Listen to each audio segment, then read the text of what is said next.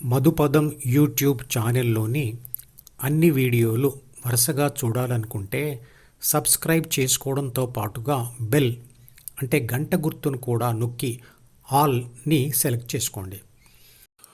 గోడ గడియారంలోని బ్యాటరీ శక్తి ఎలా దానిలో ఉన్న ఎలక్ట్రానిక్ సర్క్యూట్ను అనుసరించి సెకండ్ల, నిమిషాల మరియు గంటల ముల్లులు తిప్పుతుందో, అలాగే న్యూరాన్ కణంలో ఉన్న ఆత్మశక్తి కూడా దానితో పాటు ఉన్న ప్రాథమిక మనసు లేదా జీన్స్ సర్క్యూట్ సూచనల ఆధారంగా శరీరం యొక్క జ్ఞానేంద్రియాలను మరియు కర్మేంద్రియాలను నడిపిస్తుంది.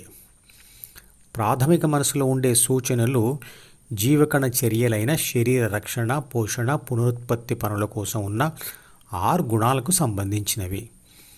ఆత్మశక్తి ఆ సూచనలతో ద్వితీయ మనసులోని అహంను కలిసి, తర్వాత అదే ద్వితీయ మనసులో ఉన్న కోరికలను కలిసి శరీరం ద్వారా 7 పనులు చేస్తూ ప్రాపంచిక అనుభవాలు పొందుతూ కోరికలను పెంచుతూ పోతుంది.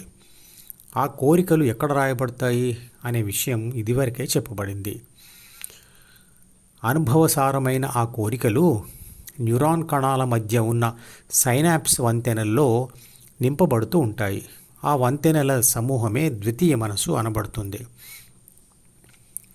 ఇంతకుముందు చెప్పబడిన 3 కారణాల వల్ల, అంటే ప్రాపంచిక విజయాలు కావాలని, లేదా విషాదం తొలగిపోవాలని, లేదా దేవుడంటే ఏమిటో తెలుసుకోవాలని ఆ ద్వితీయ మనసులోనే పుట్టిన కోరికల వల్ల ధ్యాన కోరిక పుట్టినప్పుడు ప్రాపంచిక ఆత్మ డైవర్షన్ పద్ధతిలో ద్వితీయ మనసులోని ఇతర కోరికలను వదిలి, అంటే చిత్రపటంలో చూపించిన DEF దారి వదిలి GH దారి పడుతుంది.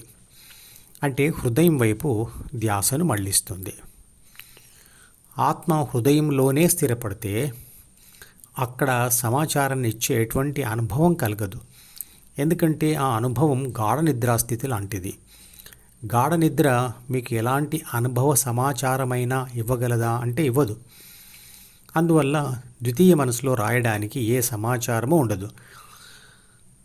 రాసిన సమాచారం ఏదీ లేకపోవడం వల్ల అక్కడ తర్వాత చదివేది కూడా ఏమీ ఉండదు. అందువల్ల ఆత్మ ప్రాథమిక మనసులోని ఇతర ఏ సమాచారాన్ని మరియు సూచనలను కూడా చదవదు. అందువలన ఆత్మకు ప్రాథమిక మనసు, ద్వితీయ మనసు, జ్ఞానేంద్రియాల ద్వారా బాహ్య ప్రపంచంతో ఉన్న బంధం తెగిపోతుంది. అప్పుడు ఆత్మ లేదా నేను స్విచ్ ఆఫ్ చేయబడిన లేదా డిస్కనెక్ట్ చేయబడిన బ్యాటరీలోని రసాయన శక్తిలాగా, లేదా ఏ ఆధారము లేకుండా ఆకాశంలో ఉన్న సూర్యుడిలాగా పరిమిత పరిమాణం కలిగి దిశ లేని శక్తిలా ఉండిపోతుంది. సూర్యుడి కాంతి శక్తి అన్ని వైపులకు ప్రసరిస్తుంది. అడ్డం ఏది వస్తే దాని మీద పడుతుంది, అంతేకాని దానికి దిశ లేదు. ఆ కాంతి దారిలో అద్దాన్ని అడ్డం పెడితే దాని మీద పడిన కాంతి పరావర్తనం చెంది అప్పుడు మాత్రమే కాంతికి దిశ ఏర్పడుతుంది. అలాగే మనసులోని అహం ద్వారా నేనుకు దిశ ఏర్పడుతుంది. అలా ప్రాపంచిక నేను అహం సహాయంతో బాహ్య మరియు మానసిక ప్రపంచాల మధ్య తిరుగుతూ పదే పదే నేను, నాది, నాకు, నన్ను అనే భావాన్ని, మాటలను అంటూ వింటూ అనుసరిస్తూ ఆచరిస్తూ గెలుస్తూ అహాన్ని మరింత గట్టిపరుస్తాను. అంటే ప్రకృతి సహకారంతో అంతటా వరుస గెలుపు అనుభవాలే వస్తూ ఉంటే ఆత్మన్యూనతా భావంలో ఉన్న ఆత్మకు మొదట ఆత్మవిశ్వాసం వచ్చి ఆ తరువాత కూడా గెలుపులే కంటిన్యూ అవుతే అది అహంకారంగా మారుతుంది.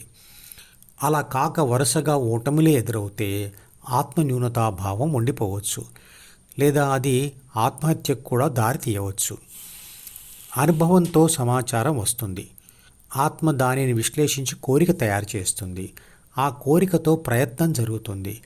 ఆ ప్రయత్నంతో అనుభవం కలుగుతుంది. ఇలా జీవితాంతం ప్రాపంచిక ఆత్మ అనుభవాలు అనుభవిస్తూనే ఉంటుంది. గెలిస్తే మళ్ళీ గెలవాలని, ఓడితే గెలిచే వరకు మళ్ళీ ప్రయత్నం చేయాలని, ఇలా మళ్ళీ మళ్ళీ జరుగుతూనే ఉంటుంది. మనిషి చేసే ప్రతి ఆలోచన కోరిక, ప్రయత్నం, అనుభవాల వెనుక అహం తప్పకుండా ఉంటుంది. అహాన్ని పొందిన ఆత్మ స్వార్థం భావంతో ఉంటుంది. అహాన్ని పొందని నేను లేదా ఆత్మ పరిశుద్ధాత్మ అంటే నిర్లిప్తంగా ఉంటుంది. విశ్వశక్తి నుండి ప్రాణశక్తి లేదా నేను, నా వల్ల అహం మరియు కోరికల ద్వారా జ్ఞానేంద్రియాల సహాయంతో బాహ్య ప్రపంచానుభవం, ఆ అనుభవంతో అహం బలపడడం లేదా బలహీనపడడం, అందువల్ల ద్వితీయ మనసు ఏర్పడడం జరుగుతుంది.